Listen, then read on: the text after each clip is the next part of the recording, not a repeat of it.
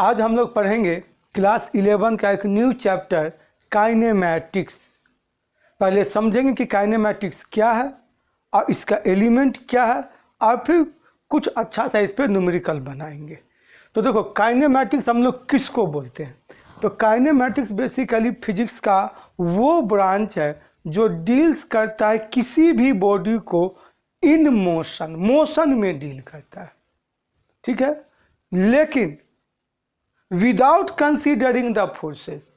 ये मोशन में डील करेगा लेकिन फोर्स को कंसीडर नहीं करेगा। या फिर तुम बोल सकते हो विदाउट कंसीडरिंग द काउज को कंसीडर किए बगैर। तो क्या हो गया काइनेमैटिक्स? तो kinematics it is that branch of physics which deals with the particles in motion में without considering the forces या फिर काउज। तो देखो, यहाँ कोई भी बॉडी हो सकता है, पार्टिकल हो सकता है, कार हो सकता है, बस हो सकता है, हम हो सकते हैं, तुम हो सकते हो, मार्कर हो सकता है, एनीबॉडी, लेकिन रेस्ट में नहीं, मोशन में। ठीक है, पहला कंडीशन इन मोशन में होना चाहिए, ठीक है। और सेकंड में क्या होना चाहिए? विदाउट फोर्स को यहाँ इग्नोर करेंगे, फोर्स को कंसीडर नहीं करेंगे। अगर फोर्स को कंसीडर करेंगे तो ये काइनेमैटिक्स से काइनेटिक्स बन जाएगा, जो हम लोग का आगे का लेक्चर है, ठीक है। तो काइनेमैटिक्स हम लोग किसको बोल रहे हैं? तो काइनेमैटिक्स फिजिक्स का वो ब्रांच या वो डिपार्टमेंट है जिसमें कोई भी बॉडी डील होगा मोशन में विदाउट कंसीडरिंग द काउजेज या फोर्सेस। तो ऐसा को हम लोग बोलेंगे क्या? काइनेमैटिक्स। बात समझ गए? तो डिफिनेशन को नोट कर लो। तो हम कैमरा देखते हैं, ठीक है।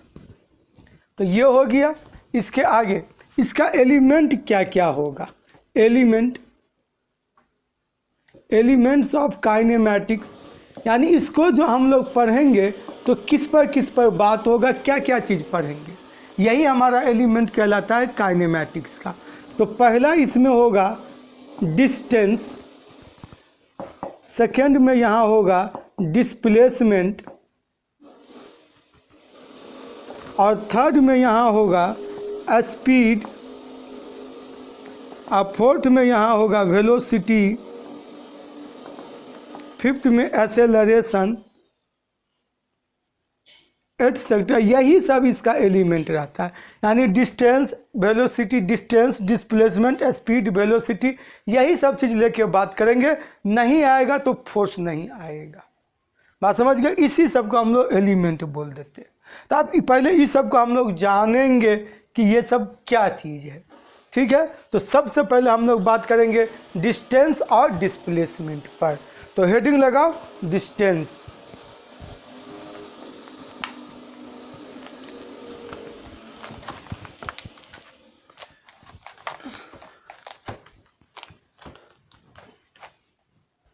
डिस्टेंस,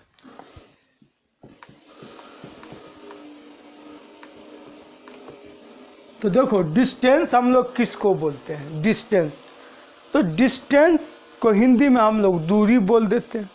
तो डिस्टेंस क्या है? तो actual path covered by the body, यानी बॉडी जिस रास्ते पे चल रहा है उस रास्ता का वो एक्चुअल कितना दूरी वो तय किया। तो वही जो एक्चुअल दूरी है इसी को हम लोग बोल देते हैं क्या? डिस्टेंस। कई डिफिनेशन इसका बताएंगे। पहले एकदम सबसे आसान वाला समझो कि क्या है डिस्टेंस। जैसे मान लो कि यहाँ पर ए है और यहाँ से चलना हम स्टार्ट किए ऐसे, तो ये जो हुआ ना, ये हमारा कहलाता है डिस्टेंस। ये ए से बी गए, पाथ मेरा ये रहा, तो ये कहलाएगा डिस्टेंस। इसी को हम लोग बोल देते हैं कि ये मेरा डिस्टेंस है। ये स्ट्रेट भी हो सकता है, ऐसे भी जा सकते हैं, ये भी हो सकता है स्ट्रेट। डिस्टेंस वर्टिकल भी हो सकता है। देखो ए से बी हम ऊपर से नीचे आ रहे हैं, ए से बी वर्टिकल। इंक्लाइन भी है ये, इंक्लाइन, ये देखो इंक्लाइन है। डिस्टेंस इंक्लाइन हो सकता है, स्ट्रेट हो सकता है, वर्टिकल हो सकता है, कर्विकल हो सकता है। ये एक्चुअल पाथ है जिस पर पार्टिकल, बॉडी, बस, कार, ट्रेन कुछ भी चल रहा है। बात समझ गए? इसीलिए इसको हम लोग बोलते हैं it is the actual path travelled by the particle. तो क्या हो गया डिस्टेंस? तो डिस्टेंस को बोलेंगे it is the actual path, एकदम साधारण सा actual path travelled by particle. इसी चीज़ को हम लोग फिजिक्स के भाषा में भी ये ग्राफ्स को लेकर के भी हम लोग समझने का कोशिश करेंगे कि आखिर डिस्टेंस बताता क्या है, डिस्टेंस आखिर क्या बताता है।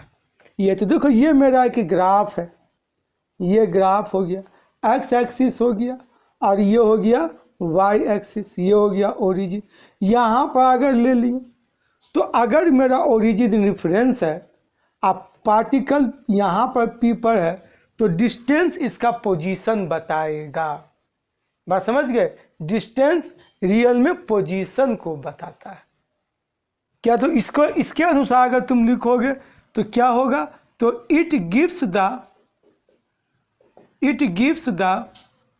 Position of the particle, it gives the position of the particle from some reference, किसी भी रिफरेंस को लेकर के, सम रिफरेंस। ये हमारा हो गया क्या? ये हो गया हमारा डिस्टेंस। डिस्टेंस क्या हुआ, क्या देता है? तो ये it gives the position of the particle from some reference. तो देखो इसको भी लेकर के हम डिस्टेंस को डिफाइन कर सकते हैं। क्या? तो इसको लेकर अगर तुम बोलना चाहोगे तो तुम बोल सकते हो कि distance is the position of a point with some reference point. कुछ रिफरेंस पॉइंट को लेकर के जो पर्टिकुलर पॉइंट का जो पोजीशन है दैट इज द डिस्टेंस। ऐसे भी हम लोग बोल सकते हैं। ये पोजीशन वेक्टर से लेकर के हम लोग इसको डिस्टेंस को डिफाइन कर रहे हैं, ये चीज़ है। अब इसके बाद ये स्केलर क्वांटिटी होगा कि वेक्टर? तो देखो डिस्टेंस सिर्फ और सिर्फ कंप्लीटली स्पेसिफाई है मैग्नीट्यूड से, ये अपने मान से कंप्लीटली स्पेसिफाई है। यहाँ डायरेक्शन का कोई मतलब नहीं है। तो यहाँ पर ये क्या होगा? तो it is a scalar quantity. कैसा क्वांटिटी हुआ? ये स्केलर क्वांटिटी हुआ। Distance is the scalar quantity, ये वेक्टर क्वांटिटी नहीं है। यानी जब भी हम लोग क्वेश्चन में आएंगे, बात करेंगे, तो डिस्टेंस में सिर्फ मैग्नीट्यूड निकाल देंगे और जो यूनिट होगा वो यूनिट लिख देंगे, डायरेक्शन इसमें नहीं। अब मैग्नीट्यूड जब निकालेंगे तो सिंपल अलजेब्राइक मेथड को यूज करेंगे प्लस माइनस करने के लिए। यहाँ वेक्टर रूल्स को हम लोग फॉलो नहीं करेंगे क्योंकि स्केलर क्वांटिटी में वेक्टर रूल्स ऑफ एडिशन या सब्ट्रैक्शन वगैरह जो भी है वो फॉलो नहीं करता है। सिंपल अलजेब्रा का जो रूल है उस रूल से हम लोग कर देंगे। तो ये हो गया हमारा स्केलर क्वांटिटी।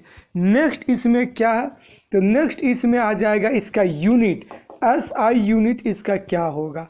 तो SI unit metre. Smaller unit में इसका बात करें तो सेंटीमीटर, मिलीमीटर, बिगर यूनिट में बात करें तो किलोमीटर वगैरह ये सब। तो ये इसका यूनिट हो गया। इसके बाद डायमेंशन लेकर के अगर बात करें, इसका डायमेंशन क्या होगा? तो डायमेंशन में देखो सिर्फ इसमें एक ही फंडामेंटल क्वांटिटी है, that is the length.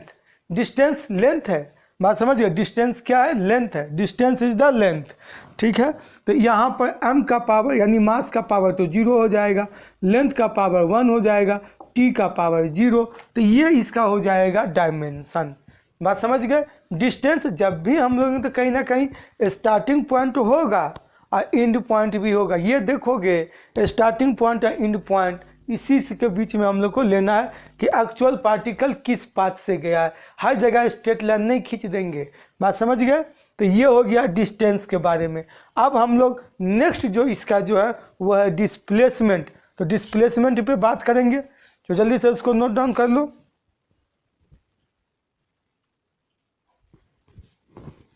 Displacement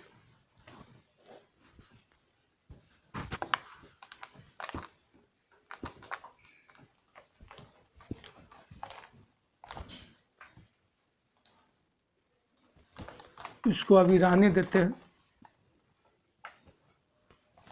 displacement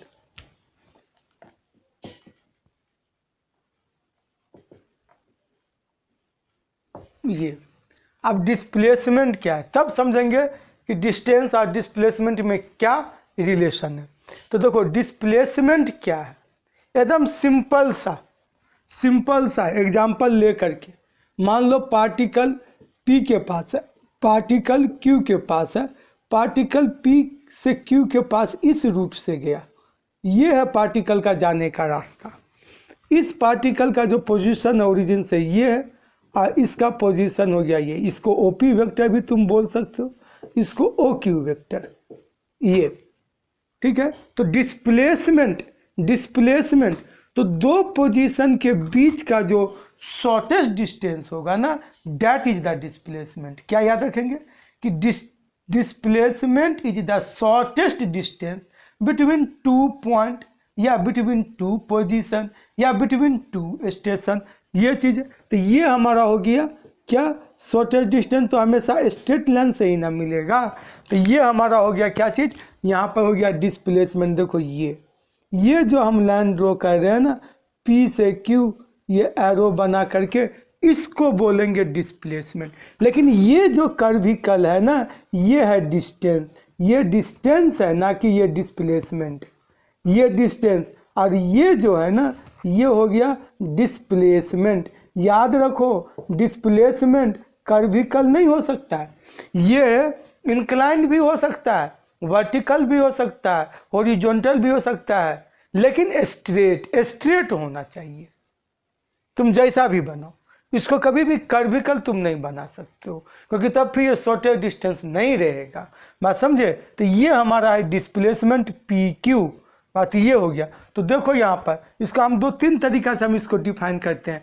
पहला तरीका डिस्प्लेसमेंट को, जिसमें तुमको याद रहे उसको याद रख सकते हो, ये चीज़ है। याद रखने समझ गए, अपने भाषा में लिखो, हिंदी जानते हो हिंदी में लिखो, बंगाली जानते हो बंगाली में लिखो, उर्दू जानते हो उर्दू में लिखो, पंजाबी जानते हो पंजाबी में लिखो।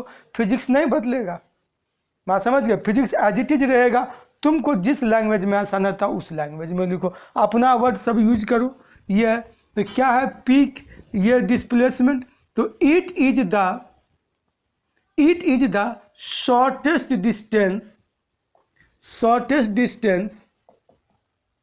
डिस्टेंस बिटवीन टू पॉइंट्स या टू पोजीशन, यही है हमारा डिस्प्लेसमेंट। सेकेंड तरीका से तुम इसको बोल सकते हो क्या, तो distance is the straight line, या ये डिस्प्लेसमेंट नाम लोग बोले हैं, displacement is the magnitude of straight line between the two position. क्या बोल रहे हैं, तो displacement is the it is the magnitude of straight line between two position. दो पोजीशन के बीच में जो स्ट्रेट लाइन है उसका जो मैग्नीट्यूड होगा स्ट्रेट लाइन का, उसको हम लोग क्या बोल देंगे, तो उसको हम लोग बोल देंगे डिस्प्लेसमेंट।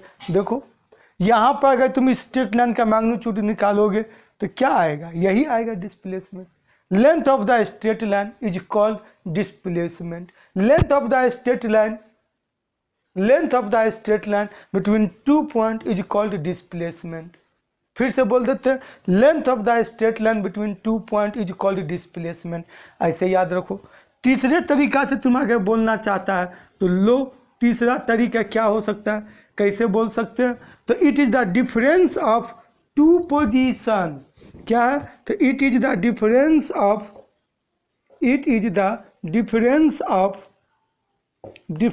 ऑफ टू पोजीशन, दो पोजीशन के बीच का ये डिफरेंस है। It is the difference of two position, दो पोजीशन के बीच का जो डिफरेंस होगा उसी को हम लोग बोलेंगे क्या, डिस्प्लेसमेंट। चलो हो गया। तो इस तरीक़ा से तुम बोल सकते हो। और भी तुम्हारे मन में है तो ऐसे बोल, सिर्फ सेंस क्लियर होना चाहिए कि इस पी और क्यू के बीच में इससे कम डिस्टेंस अब नहीं हो सकता है। बात समझ गए? जैसे बोलना है बोल सकते हो। तो ये हो गया। इसके बाद आ गए क्या चीज़ कि ये कैसा क्वांटिटी है। तो देखो ये हमारा दो चीज़ से डिफाइन है, पहला मैग्नीट्यूड, दूसरा डायरेक्शन। कहाँ से कहाँ, कहाँ से कहाँ।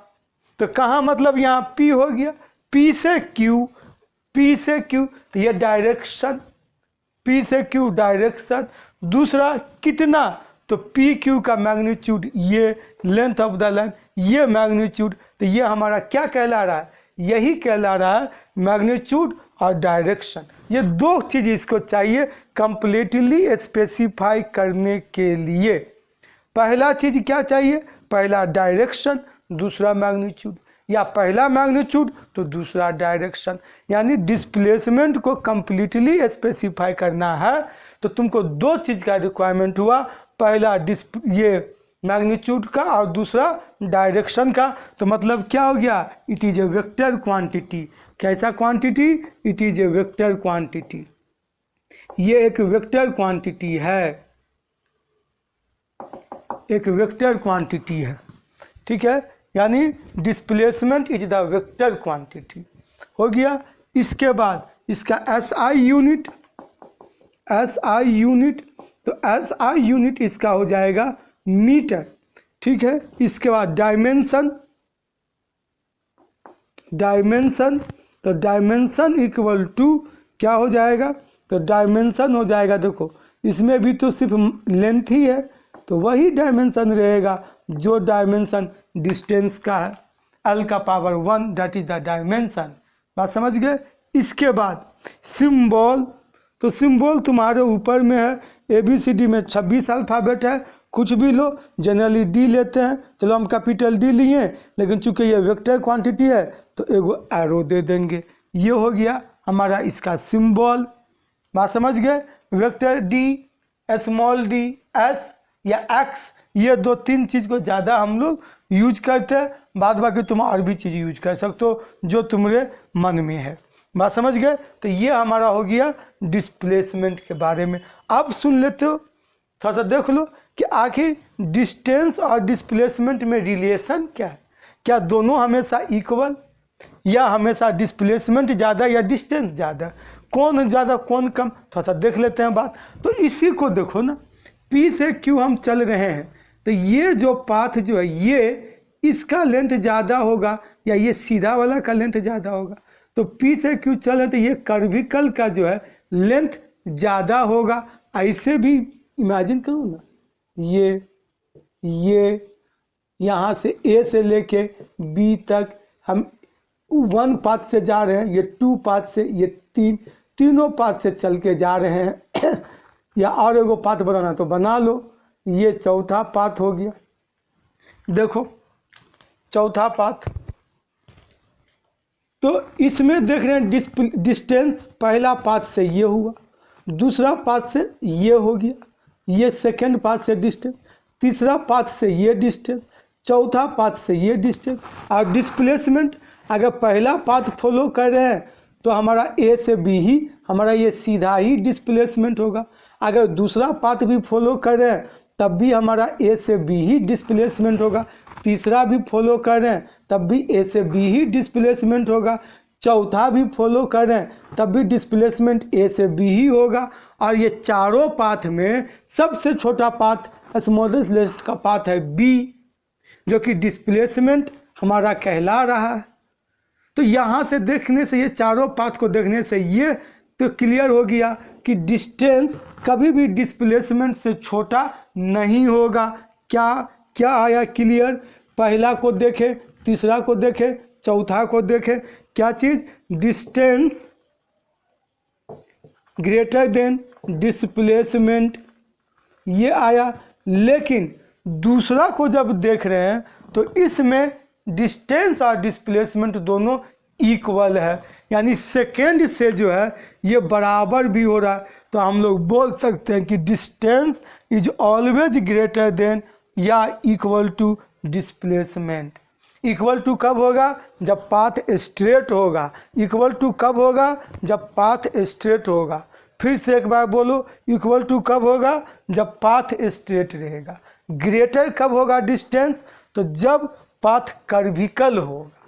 जब पाथ कर्विकल होगा डिस्टेंस ज़्यादा होगा। चलो ठीक है, इसको नोट कर लो और सवाल लिखो।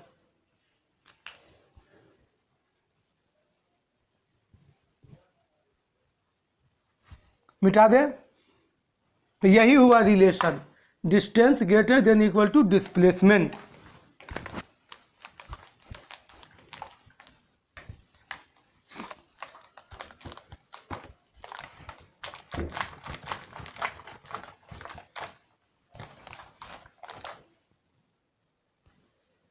पहला सवाल थोड़ा आसान सवाल ही ले रहे हैं।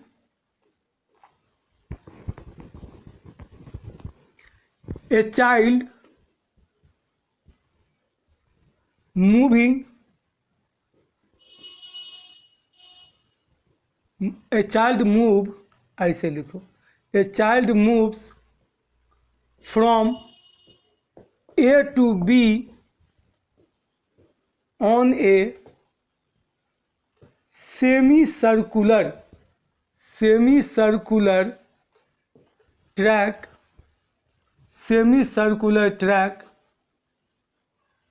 as shown, find A number में डिस्टेंस और बी नंबर में डिस्प्लेसमेंट। और ये हम लोग को दिया है फिगर, सेमी सर्कुलर ट्रैक है, ए है और ये बी है, ये इसका सेंटर है। रेडियस दे दिया है, रेडियस 21 सेंटीमीटर, 21 सेंटीमीटर। हम लोग से पूछ दिया है क्या कि डिस्टेंस और डिस्प्लेसमेंट निकालिए। तो सॉल्यूशन में आ जाते हैं। Solution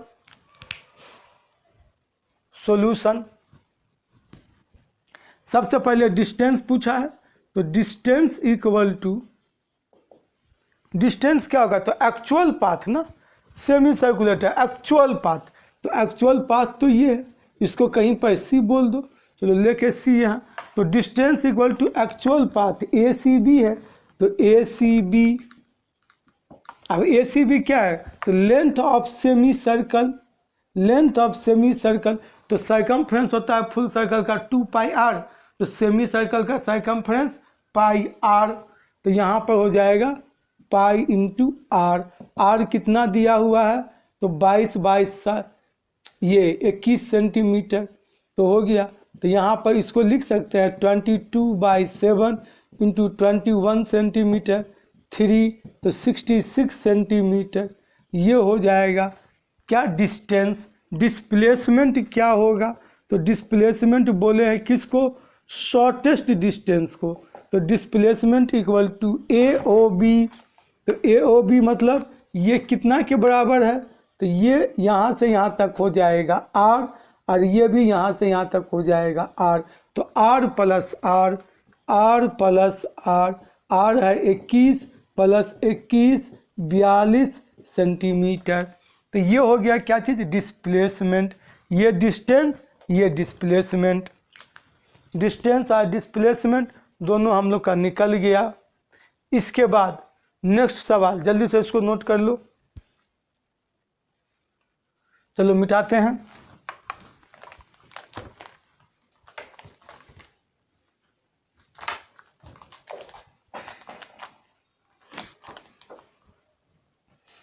An ant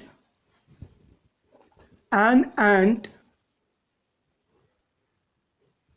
is moving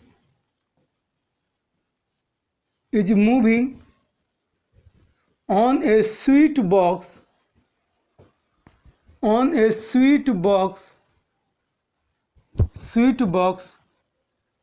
along the edge as shown below.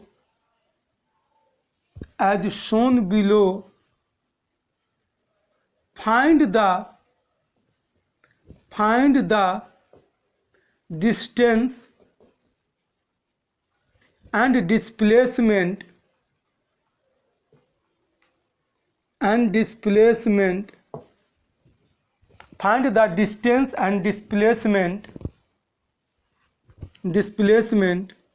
by an ant in moving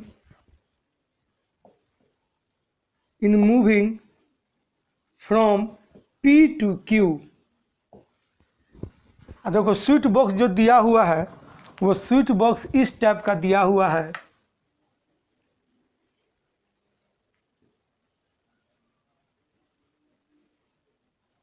ये है स्विच बॉक्स,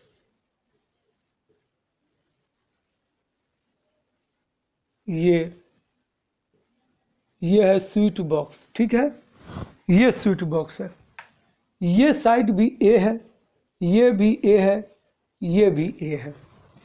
एंट का जो पी आर क्यू जो दिया है और एंट का जो मूवमेंट का जो डायरेक्शन है वो ऐसे है कि ये एंट यहाँ से ऐसे गया, यहाँ से ये इस टाइप से गया और फिर ये ऐसे गया, यही है मूवमेंट, ठीक है। तो हमसे पूछ रहा है कि चींटी यहाँ से चलना स्टार्ट किया, यहाँ से ऐसे गया, फिर ये ऊपर चढ़ा, फिर ये ऐसे जाके क्यू पे पहुँच गया। तो हम लोग को पूछ रहा है कि इसका डिस्टेंस कितना होगा और डिस्प्लेसमेंट कितना होगा, निकाल के दिखाइए।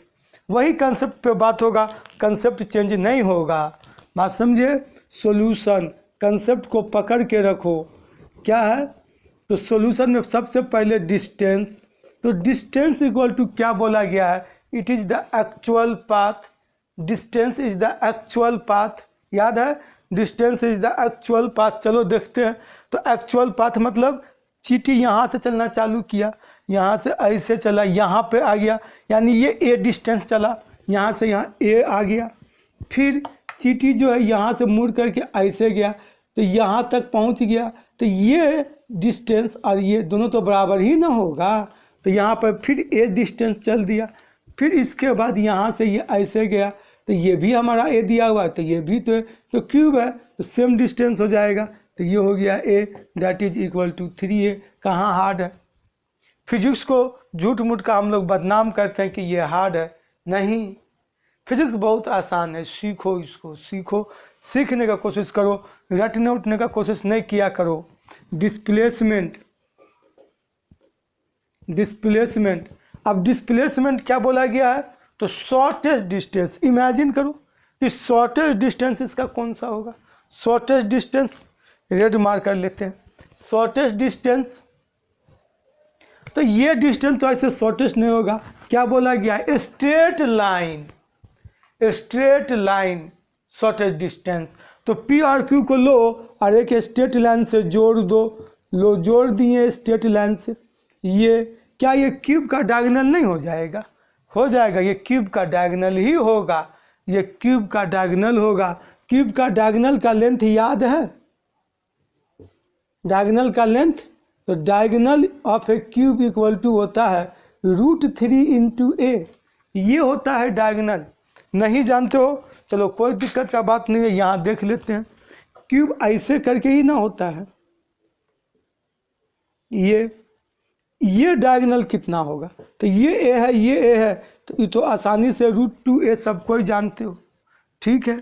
अब इसके बाद हम इसमें क्यूब बना दिए, ये क्यूब, ये क्यूब, तो अब जो हम डायगोनल निकालेंगे, ये डायगोनल यहाँ से लेके कोई कॉर्नर एगो ले लो, ठीक है, कोई कॉर्नर एगो ले लो, ये इस प्लेन का है, तो ये जब इतना है तो हम तुमको एक आसान दिखाना चाहते हैं, आसान सा diagonal.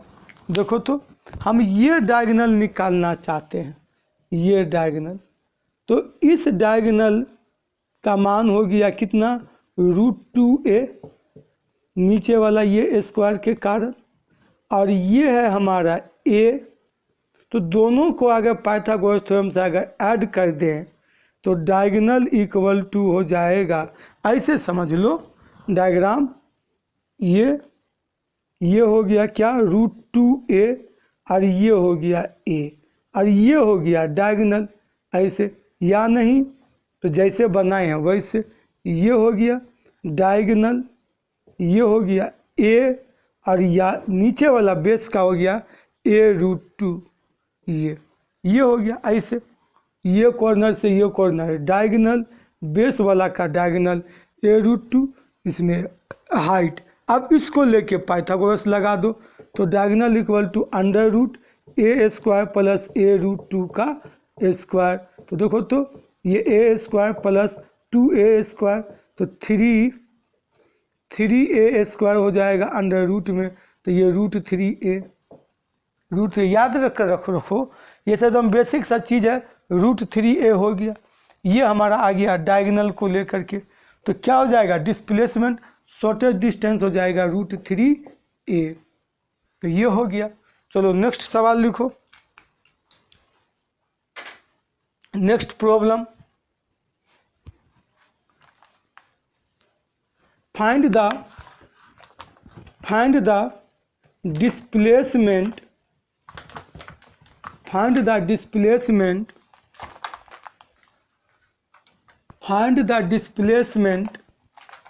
of the point P, find the displacement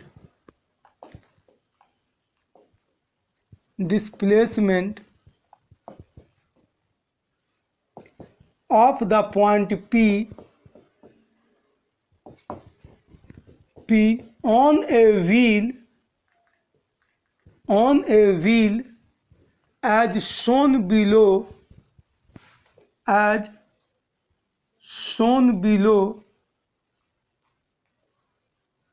when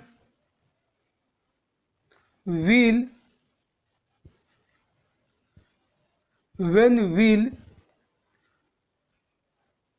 revolve half turn, when wheel revolve half on the road, revolve नहीं rolls लिख लो, when wheel roll half on the road,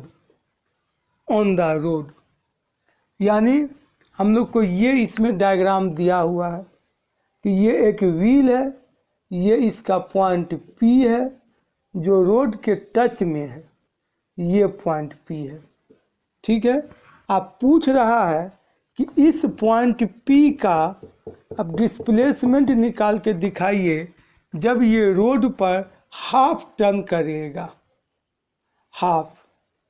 तो जब ये व्हील हाफ टर्न करेगा road पर, तो क्या ये P पॉइंट ऊपर नहीं आ जाएगा, लेकिन यहाँ पर नहीं, ये तो रोल कर रहा है ना, तो कुछ आगे भी बढ़ जाएगा, यानी P ऐसे करके ये कहाँ चला जाएगा, ऊपर इस जगह पर ये आ जाएगा ऐसे।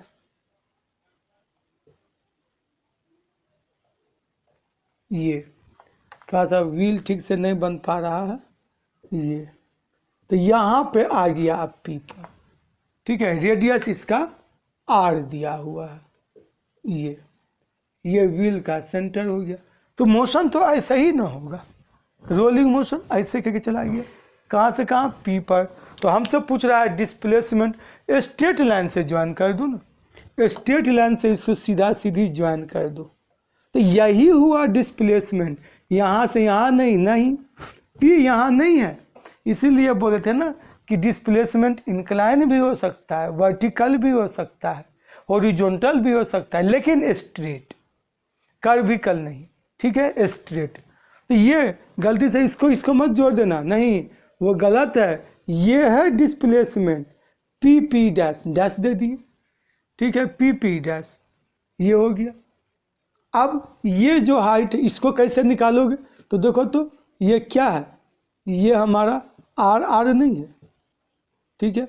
और ये डिस्टेंस, अगर ये राइट एंगल ट्रायंगल में ये डिस्टेंस अगर पता चल जाए तो हम पाइथागोरस थ्योरम लगा सकते हैं, इजीली निकाल सकते हो। ये डिस्टेंस कितना, ये व्हील हाफ टर्न करेगा तो कितना आगे जाएगा, फुल टर्न में 2 पाई आर, तो हाफ टर्न में पाई आर, तो ये हो गया पाई आर। तो अब इसको सेट करो, तो solution displacement equal to under root, Pythagoras theorem लगाओ, 2r का स्क्वायर प्लस पाई आर का स्क्वायर, ये हो गया 2r का whole square plus pi r का होल स्क्वायर। तो इसको क्या हो जाएगा, आर स्क्वायर तो कॉमन, 4 प्लस पाई का स्क्वायर, ये हो गया। तो under root 4 plus pi square, तुम सॉल्व करते रहो इसको, ये हो गया आर बाहर। तो इस टाइप से हमको आया, डाटा हम लोग को दिया जाता आर का वैल्यू, तो ये कुछ आसान बन जाता, तो इसलिए इसको ऐसे ही लिख दिए कि ये हमारा होगा। तो कुछ रेडियस वगैरह दे देगा जिससे तुम ये फाइंड कर लोगे, ये फाइंड कर लोगे, आसानी से पाइथागोरस थ्योरम लगाओ, ये डिस्प्लेसमेंट हुआ। अगर फुल रेवोल्यूशन लगा लेता तो ये पूरा रोल्स कर लेता, तो पी यहाँ, तो पी डैश भी नीचे ही कहीं पे आता इस जगह पर, तो ये 2 पाई आर। लेकिन यहाँ थोड़ा सा हाफ इसलिए दिया कि इसमें हम लोग गलती कर सकते हैं। तो पी जहाँ वहाँ देखो, ठीक है, यहाँ पर आ गया था, पी डैश पर चला गया, तो ये हो गया। नेक्स्ट सवाल देख लेते हैं, थोड़ा सर्कुलर पे देख लेते हैं सवाल, थोड़ा सा हाई कर देते हैं सवाल का लेवल। नेक्स्ट लिखो, find the distance and displacement from A to B. Find the distance and displacement from A to B. Find the distance and displacement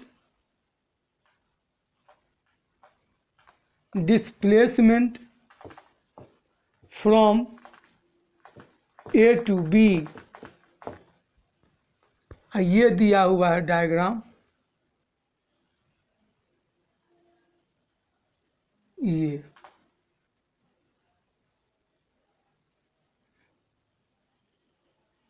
ये इसका सेंटर है, यहाँ पर ये R और ये R, ये पॉइंट है A, ये पॉइंट है B, ये है सेंटर, ये R, ये 90 डिग्री, ऐसे A से B आ रहे हैं। तो हमसे डिस्टेंस और डिस्प्लेसमेंट पूछा जा रहा है कि डिस्टेंस निकालिए और डिस्प्लेसमेंट। चलो ठीक है, देखते हैं सॉल्यूशन में। Distance equal to actual path, तो एक्चुअल पाथ तो ऐसा ही ना चल रहे हैं, ऐसा ही चल रहे हैं, तो इसको C मान लेते हैं यहाँ पर, ताकि अलग अलग हो सके। ACB, ये C जो मान लेते हैं कर्विकल में, उसको क्लैरिटी बढ़ाने के लिए, ये परंपरा नहीं है। बात सच्ची, जो डिस्प्लेसमेंट भी निकालेंगे तो AB तो कंफ्यूज हो जाएंगे ना, इसलिए ऐसे करके C मान लेते हैं। तो डिस्टेंस इक्वल टू ACB, तो ACB जो लिख रहे हैं, तो क्या ये क्वार्टर सर्कल नहीं है, तो पूरे सर्कमफ्रेंस का 1/4, तो क्या है पूरा सर्कमफ्रेंस, तो 2 पाई R डिवाइडेड बाय R, ये 4, तो क्या हो जाएगा पाई R बाय 2, ये हो जाएगा पाई R बाय 2। अगर इसी में मान लो R का कुछ वैल्यू दे, अच्छा ठीक है, चलो अभी पहले डिस्प्लेसमेंट निकाल लो। डिस्प्लेसमेंट, तो डिस्प्लेसमेंट हमारा क्या होगा, ये ना डायरेक्ट हो जाएगा स्ट्रेट लाइन AB, तो पाइथागोरस थ्योरम लगा दो, ये 90 डिग्री एंगल बना, 90 degree angle, R² plus R², तो ये क्या हो जाएगा √2R, ऐसे 2R², R² बाहर और √2 अंदर ही, तो √2R, ये हो गया। ये हमारा हो गया क्या चीज़, डिस्प्लेसमेंट हो गया √2r। ठीक है, इसके बाद आगे का बात कर लेते हैं। √2r डिस्टेंस हो गया, डिस्प्लेसमेंट हो गया, डिस्टेंस भी मिल गया, डिस्प्लेसमेंट भी मिल गया। तो ये 90 डिग्री एंगल के केस में ये हुआ। लेकिन थोड़ा सा सोचो, अगर 90 डिग्री ना दे के कुछ और दे दे, 30 डिग्री दे दे, 60 डिग्री दे दे, 120 डिग्री दे दे, तब क्या होगा। ठीक है, इसीलिए हम इसमें डाटा नहीं दिए, आर लेके बताएं। ठीक है, डाटा लेके भी बना सकते हैं। तो देखो इसका पूरे कंसेप्ट जान लो। ये तो 90 डिग्री था तो हम पाइथागोरस थ्योरम लगा दिए, लेकिन 90 डिग्री नहीं रहता तब क्या करते, तब तो फिर फंस जाते ना। ये चीज़ है। तो चलो इसी को कंसेप्ट से बनाते हैं, इसी को कंसेप्ट से। तो देखो अब वही चीज़ को याद रखेंगे।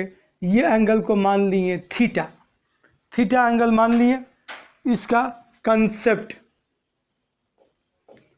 कंसेप्ट तो देखो ये हम निकालने जा रहे हैं। ये तो वेक्टर क्वांटिटी ना है यार। ये यहाँ पे डायग्राम बनाते हैं सबसे अच्छा। ये हो गया वेक्टर आर, ये हो गया वेक्टर आर, और ये ए से बी ऐसे, ये हो गया हमारा डिस्प्लेसमेंट वेक्टर डी। तो हम लोग लिख सकते हैं vector are plus d equal to vector r, लिख सकते हैं vector are plus d vector r. देखो टेल हेड, फिर हेड टेल, तो ये दोनों का रिजल्टेंट ये दोनों का रिजल्टेंट, ये दोनों का रिजल्टेंट। यानी यहाँ पर क्या लिख सकते हैं, यहाँ पर लिख सकते हैं कि vector are plus vector D, vector sign दे देते हैं, डायरेक्शन लेकर के देख रहे हैं, vector are plus vector D equal to vector R. तो vector D equal to vector are minus vector R. घटा के जीरो नहीं कर देना, घटा के जीरो कर दें, नहीं जीरो नहीं कर सकते हैं। देखो ये वेक्टर है, जनरल अलजेब्रा नहीं है कि वेक्टर आर ये आर माइनस आर जीरो कर दिए, नहीं, ये वेक्टर है, vector, vector are minus vector r, vector are minus vector r, angle theta, angle दोनों के बीच में थीटा। अगर जनरल रहता अलजेब्रा तो जीरो का, इसलिए हम चेंज नहीं किए कि तुम लोग क्या करते हो हम देखना चाहते हैं। ये इक्वल वेक्टर तब रहता जब मैग्नीट्यूड और डायरेक्शन दोनों सेम रहता। These are not the equal vector, याद रखोगे, these are not the equal vector. Equal vector तभी होता है जब मैग्नीट्यूड भी बराबर, डायरेक्शन भी बराबर। R1 R2 इसीलिए हम नहीं लिए, R1 R2 ले लेते तुम्हारे माइंड में ये जीरो आने वाला नहीं, और तुम गलती भी नहीं करते, और गलती नहीं करते तो सीखते नहीं। इसीलिए हम जानबूझ के तुमको सिखाने के लिए ही हम यही चीज़ को लेके इसको हम डिराइव कर रहे हैं। बात समझ गए। तो ये vector r, vector r, vector are minus r, ये जीरो नहीं होगा। क्यों? क्योंकि एंगल यहाँ देखो अलग है। बात समझ गए। ये है, तो ये क्या होगा, तो मैग्नीट्यूड ऑफ वेक्टर डी निकालते हैं, तो ये हो जाएगा under root A square plus B square minus 2ab, तो -2 इंटू आर कॉस थीटा। याद करो रिजल्टेंट ऑफ वेक्टर का magnitude, magnitude vector R equal to under root A square plus B square plus 2ab cos theta. आज जब minus आता था तो यहाँ माइनस लगता था, ये है। तो यहाँ पर क्या हो जाएगा, थोड़ा सा देखो, तो 2r square minus 2r square cos theta. तो ये 2r स्क्वायर को कॉमन ले सकते हैं, 1 minus cos theta. 1 minus cos theta को क्या लिख सकते हैं, 2 sine square theta. 1 minus cos theta 2 sine square theta by 2, ये हो गया। तो यहाँ पर लिख दिए क्या, तो देखो अंडर रूट नीचे ही लिखते हैं, यहाँ पर लिख दिए under root 2r square 2 sine square theta by 2। तो 2 इसका भी स्क्वायर, इसका भी स्क्वायर, इसका भी स्क्वायर, तो इसको लिख सकते हैं डी इक्वल टू यानी displacement equal to 2r sine theta by 2। इसी में चेक करके देखो, इसी में देखो आ गया। अगर गलती होगा तो ये नहीं देगा इतना वैल्यू, इतना, इसको तो कुछ यूज नहीं ना किए ना, इसमें कुछ भी यूज नहीं किए, थीटा लेके बना दिए। सिर्फ ये बोले कि ये दोनों आर आर है तो ये आर आर है, तो कंसेप्ट में आ गए कि देखते हैं क्या होता है। तो यहाँ पे आ गए, तो अब देखो तो यहाँ पर theta, if theta equal to 90 degree जो यहाँ है तो क्या हो जाएगा, तो displacement equal to 2r sine 90 degree by 2, तो 45, तो d इक्वल टू 2 हो गया, r हो गया साइन 45 डिग्री 1/√2 यानी √2r, ये √2r displacement equal to √2r, displacement equal to √2r। तो ये फॉर्मूला, ये इसका कंसेप्ट है। बात समझ गए? इसको नोट कर लो और जल्दी से इस पे एगो सवाल लिखो। तो आगे बात करते हैं, यही सवाल है, इसमें हम एंगल को चेंज कर दे रहे हैं। ये है मेरे पास एक सर्कुलर ट्रैक, एक चीटी ए से चला और यहाँ पर बी पे आके पहुँचा, ए से चला और बी पे पहुँच गया, ये सेंटर है। इन सेंटर पर जो चीटी एंगल बनाया वो 60 डिग्री का एंगल बना दिया। ये तो तुमसे पूछ रहा है कि चीटी एक्चुअल में कितना डिस्टेंस चला और चीटी का डिस्प्लेसमेंट कितना हुआ। डिस्प्लेसमेंट और डिस्टेंस निकाल के दिखा दीजिए, डिस्प्लेसमेंट और डिस्टेंस निकाल के दिखाइए। ये डिस्प्लेसमेंट और डिस्टेंस निकाल के दिखाइए। तो डिस्टेंस तो ये, पहले डिस्प्लेसमेंट पे ही बात कर लेते हैं। तो डिस्प्लेसमेंट डिस्टेंस भी सिखा देते हैं। डिस्प्लेसमेंट इक्वल टू हो गया, इसका रेडियस नहीं दिए, रेडियस दे देते हैं 3 मीटर, 3 मीटर। तो देखो यहाँ पर 2 हो गया, रेडियस 3 हो गया, साइन 60 डिग्री बाई 2 हो गया। तो 2 × 3 × साइन 30 डिग्री, साइन 30 डिग्री कितना 1/2, 2 कैंसिल इक्वल टू 3 मीटर। ये डिस्प्लेसमेंट इक्वल टू 3 मीटर, ये हो गया डिस्प्लेसमेंट। डिस्टेंस, डिस्टेंस कितना हुआ, तो डिस्टेंस हो जाएगा, डिस्टेंस इक्वल टू, तो ये तो यहाँ से ए से बी, तो length of arc, distance equal to length of arc A B या length of arc A C B, length of arc A C B. तो आर्क का लेंथ क्या होता है, r × थीटा, थीटा रेडियन में ले लेंगे, तो r हो गया 3 मीटर, थीटा 60 डिग्री, 60 डिग्री मतलब π/3, 3 cancel, that is pi metre.